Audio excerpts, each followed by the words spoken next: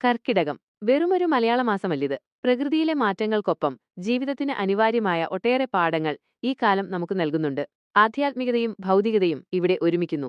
ആചാരങ്ങൾക്കപ്പുറം ശാസ്ത്രീയമായ കാഴ്ചപ്പാടുകളും ഈ കർക്കിടകത്തിന് പ്രാധാന്യം നൽകുന്നു. ഇല്ലായ്മകളിൽ നിന്ന് അതിജീവനത്തിന്റെ പാതകൾ എങ്ങനെ കണ്ടെത്താമെന്നും കർക്കിടകം നമ്മെ പഠിപ്പിക്കുന്നു. പണ്ടുള്ളവർ കർക്കിടകം ദുർഘടം എന്ന് പറഞ്ഞിട്ടുണ്ടെങ്കിലും പ്രതിസന്ധികളെ എങ്ങനെ നേരിടാമെന്നാണ് ഈ മാസം നമ്മെ പഠിപ്പിക്കുന്നത്. ഭക്ഷണത്തിന് പോലും വകയില്ലാത്ത പഴയകാലത്ത് പ്രകൃതി വിഭവങ്ങൾ ഉപയോഗിച്ച് അതിജീവിച്ച നമ്മുടെ പൂർവികർ ഇതിന് ഏറ്റവും വലിയ ഉദാഹരണമാണ്. കർക്കിടകത്തിലെ ഓരോ ആചാരങ്ങൾക്കും അതിന്റേതായ പ്രാധാന്യമുണ്ട്. രാമായണ പാരായണം മനസ്സിന് ശുദ്ധി നൽകുന്നു. വീടും പരിസരവും വൃത്തിയാക്കുന്ന ആചാരങ്ങളാകട്ടെ ശുചിത്വത്തിന് പ്രാധാന്യം നൽകാൻ നമ്മെ പഠിപ്പിക്കുന്നു. വർഷത്തിലൊരിക്കലെങ്കിലും വീടിന്റെ ഓരോ കോണും വൃത്തിയാക്കാൻ ഇത് നമ്മളെ ഓർമ്മിപ്പിക്കുന്നു. ദശപുഷ്പം ചൂടുന്നതും പത്തിലക്കറി, കർക്കിടകക്കഞ്ഞി, സുഖചികിത്സ എന്നിവയുമെല്ലാം നമ്മുടെ പൂർവികർ ആരോഗ്യകരമായ ജീവിതത്തിനും നല്ല ഭാവിക്കും വേണ്ടി കണ്ടുപിടിച്ച രീതികളാണ്. ഈ കർക്കിടകത്തിലും ഈ പാഠങ്ങൾ ഉൾക്കൊണ്ട് നമുക്ക് മുന്നോട്ടു പോകാം. കർക്കിടകത്തെക്കുറിച്ച് നിങ്ങളുടെ ഓർമ്മകളും അഭിപ്രായങ്ങളും കമന്റ് ബോക്സിൽ പങ്കുവയ്ക്കാൻ മറക്കരുത്.